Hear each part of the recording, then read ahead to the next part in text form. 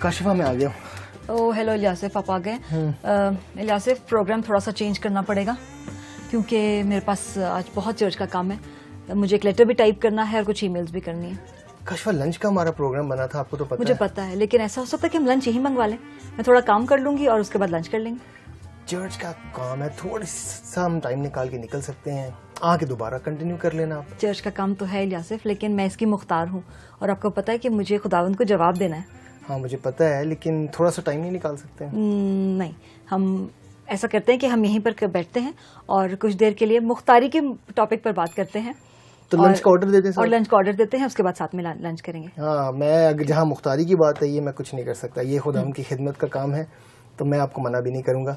तो ठीक है, जब तक लंच आ रहा है थोड़ी देर मुख्तारी के हवाले से बात कर लेते हैं, फिर आप अपना काम कर लीजिएगा। ठीक है, ठीक है। ये तो अच्छा रहेगा। आपका ख्याल है कि मुख्तार कौन होता है? इलियासिफ, मुख्तार एक ऐसा शख्स होता है जो किसी के पैसे, मालो दौलत की हिफाजत करता है। वो इन चीज़ों का मालिक नहीं होता, लेकिन दी गई जिम्मेदारी की देखभाल करता है। आपने ये कहा कि इन चीज़ों का मालिक नहीं होता, फिर मालिक कौन खुद होता है? मालिक तो खुदावंद ही है। मालिक तो खुदावंद ही है। और काशिफा, जब हम ये बात करते हैं कि मालिक जो है वो खुदावंद है हमारा, तो खुदा ने खुदावंद यीशु मसीह को हर चीज़ का मालिक बनाया है, यहाँ तक कि हमारी जिंदगियों का भी मालिक बनाया है, यहाँ तक कि कलीसिया का मालिक बनाया है। और जो कुछ हमारे पास है इस वक्त इस दुनिया में रहते हुए, उस सब का इख्तियार और मालिक खुदावंद यीशु मसीह। बिल्कुल इलियासिफ, हर चीज़ का मालिक खुदावंद है, लेकिन अहम बात यह है कि जो कुछ भी खुदावंद ने आज हमें अता किया है, हमें उसका मुख्तार बनाया है और हमने खुदावंद को इसकी जवाब दे हैं हम। हाँ बिल्कुल, हम अकाउंटेबल, जिसको हम कहते हैं कि हम अकाउंटेबल हैं। ये खुदावंद ने हमें टेम्पररी तौर पर, या जिसको कहते हैं हम आर्जी तौर पर, हमें ये चीज़ें बख्श दी हैं और खुदावंद इसका ज़रूर हमसे हिसाब लेगा। बिल्कुल। और मैं समझती हूँ कि एक अच्छा मुख्तार बनने के लिए जो 3 बड़ी अहम बातें हैं वो मैं इस वक्त आपके साथ शेयर करना चाहती हूँ।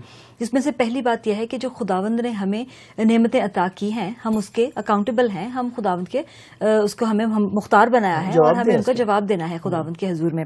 उसमें आर्ट हो सकता है, मौसीकी हो सकती है, कुछ भी खेल कूद हो सकता है और हमें खुदावंद को उसका जवाब देना है। जी बिल्कुल। मैं जैसे आपने कहा कि ये खेल कूद हो सकता है, हमारे जो नेचुरल टैलेंट है वो हो सकते हैं, चाहे यहाँ पर अब हम जिस्मानी नेमतों की बात करें या चाहे हम रूहानी नेमतों की बात करें, खुदावंद हर चीज़ का हमसे हिसाब लेगा, हर चीज़ की हम जवाब दें हैं, क्योंकि खुदावंद ने हमें उनके लिए मुख्तार बनाया है। बिल्कुल। काशिफा, एक सबसे बड़ी बात जो मैं समझता हूँ खुदावंद ने जिस चीज़ की हमें मुख्तारी बख्श दी है इस दुनिया में रहते हुए, वो हमारे वक्त की बख्श दी है। हमारा वक्त का जो है उसका भी हिसाब लिया जाएगा कि हमने इस ज़मीन पर अपना वक्त जो है वो किस तरह गुजारा है। अगर हम ज़बूर 90 पढ़ें और उसकी 12वीं आयत पढ़ें तो उसके मुताबिक लिखा है कि हर किसी का वक्त जो है वो मुकर्रर किया गया है, और इसीलिए हमें अपने वक्त का हिसाब खुदावंद को देना है कि हमने इस सरजमीन पर, इस ज़मीन पर अपना वक्त कैसा गुजारा है। क्या हमने दुनियावी कामों में रहकर ज़्यादा चीज़ों को गुजारा है, वक्त को गुजारा है, या हमने खुदावंद की हिकमत में रहते हुए खुदावंद की मर्जी को पूरा करने के लिए भी वक्त गुजारा है? नहीं इलियासिफ, और इसी हवाले से जो तीसरी बात हमारे सामने आती है वो हमारा धन दौलत है। बिल्कुल। जो दौलत जायदाद जो कुछ भी खुदावंद ने हमें बख्शा है, हम उसके भी मुख्तार हैं। और हम देखते हैं कि ये पैसा जो है ये हमारा मालिक नहीं है बल्कि हमारा नौकर है। बिल्कुल। और मैं समझती हूँ कि अगर हम खुदावंद की अकल के मुताबिक, खुदावंद की दानिश के मुताबिक जिंदगी बसर करते हैं तो ये पैसा हमारी खिदमत करता है। लेकिन अगर हम दुनियावी हिसाब से अपनी जिंदगी को चलाते हैं तो ये पैसा हमें चलाएगा, लेकिन हमें खुदावंद की मर्जी के मुताबिक अपनी जिंदगी को गुजारना है ताकि ये हमारी खिदमत करे और हम इस पैसे को दूसरों के लिए और खुदावंद के लिए इस्तेमाल कर सकें। बिल्कुल।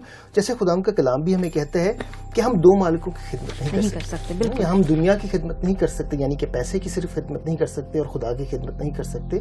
हम दोनों को साथ लेकर नहीं चलते, हमें एक को अपनी जिंदगी में चुनना पड़ेगा, और वही दुरुस्त फैसला हमारी जिंदगी के लिए होता है कि क्या हम अपनी जिंदगी में खुदावंद को चुनते हैं या दुनियावी चीजों को या पैसे को। तो इलियासिफ, लेकिन अब सवाल ये पैदा होता है कि हम अच्छे मुख्तार कैसे बन सकते हैं? अब देखिए काशिफा, भी आपने अच्छा सवाल किया कि अच्छी मुख्तारी के लिए हमें कुछ जो है वो इकदाम है जो लेने की ज़रूरत है। पहला कदम मैं इस तरह देखता हूँ कि जो अच्छा मुख्तार है वो खुदावंद के साथ रास्तबाजी से चलेगा, खुदावंद की बादशाही की तलाश करेगा। जैसे खुदावंद का कलाम हमें कहता है کہ پہلے تم ڈھونڈو اس کی بادشاہی تو یہ ساری چیزیں تمہیں ملتی جائیں گی. اور یاد رکھیں کہ خداوند کی بادشاہت جو ہے وہ دنیا کے ہر خزانے سے جو ہے وہ قیمتی ہے.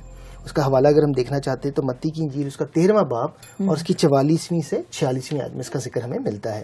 بالکل یاسف، آپ نے بات بالکل ٹھیک کہی ہے، اور میں سمجھتی ہوں کہ خداوند کی بادشاہت اور خداوند کی راست بازی ہی ہے جو ہمیں کثرت کی زندگی عطا کرتی ہے. اور اسی حوالے سے جو ابھی آپ بات کر رہے تھے، میں سمجھتی ہوں کہ مختاری کا جو دوسرا قدم ہے اس میں ہے کہ خداوند نے جو کچھ بھی ہمیں عطا کیا ہے ہمیں اس میں قناعت کرنی ہے. اور اس کا حوالہ ہمیں پہلا کرنتھیوں اس کے 12ویں باب کی 4 آیت سے 7ویں آیت تک اگر ہم پڑھیں تو ہمیں وہاں پر ملتا ہے. اور جیسے خدا ان کا کلام کہتا ہے اسی آیات میں کہ نعمتیں تو طرح طرح کی ہیں، خداوند نے ہر کسی کو فرق نعمت بخشی ہے اور اس نعمت کے اوپر ہمیں قناعت کرنے کی ضرورت ہے. الیاسف، ہم دیکھتے ہیں کہ خداوند نے سب کو جو توڑے عطا کیے ہیں ایک جیسے نہیں ہیں، لیکن ضرورت اس بات کی ہے کہ جو کچھ بھی خداوند نے ہمیں بخشا ہے ہم دیانتداری کے ساتھ اسے خداوند کی خدمت کے لیے استعمال کرتے چلے جائیں. بالکل، جیسے آپ نے کہا دیانتداری، تو تیسرا پہلو جو مختاری کے اندر دیکھتے ہیں وہ ہے دیانتداری کا، کہ ہم کتنی دیانتداری اور وفاداری کے ساتھ خداوند کے ساتھ اپنی زندگی کو گزارتے ہیں. دیانتداری یا وفاداری کے ساتھ گزارنے سے زندگی مراد یہ ہے کہ ہم خداوند کی فرما برداری میں زندگی گزارتے ہیں خداوند کے حکموں کو پورا کرنے کے لیے. تو ہم دیکھتے ہیں کہ اگر ہم متی کی انجیل اس کا 14واں باب اور 21واں آیت لکھیں، وہاں لکھا ہے کہ جو مجھ سے محبت کرتا ہے وہ میرے حکموں پر عمل کرتا ہے.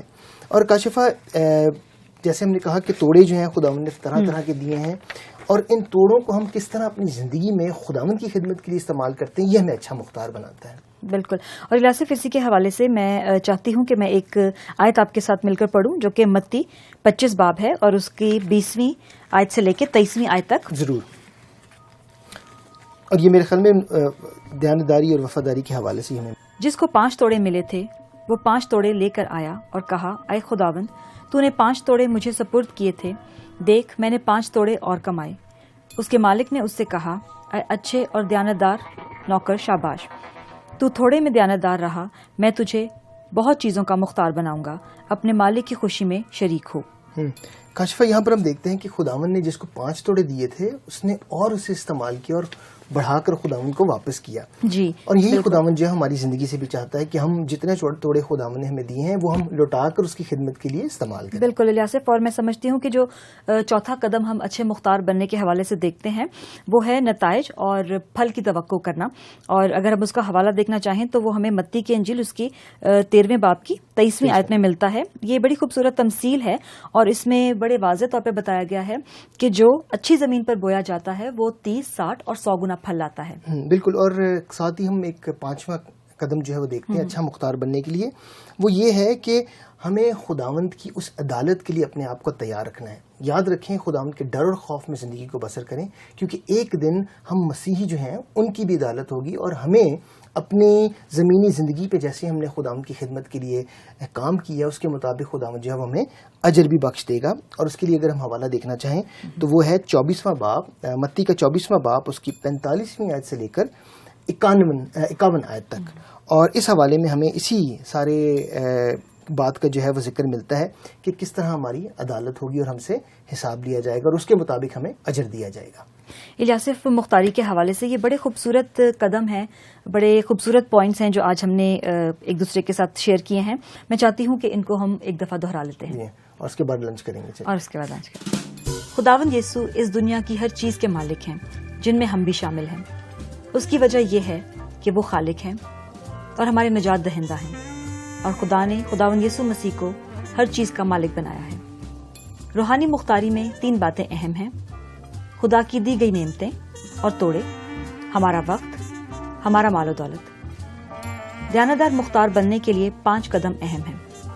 ہمیں خدا کے ابدی مقصد کے لیے اپنی زندگی کو وقف کرنے کی ضرورت ہے.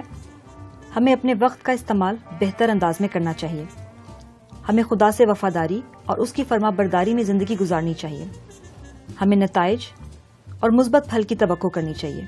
جو کچھ ہم نے کیا ہے اس کا حساب ہمیں خداوند کو دینے کے لیے ہمیشہ تیار رہنا چاہیے.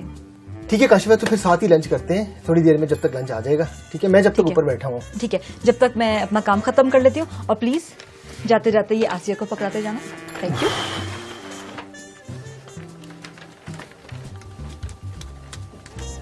ہیں.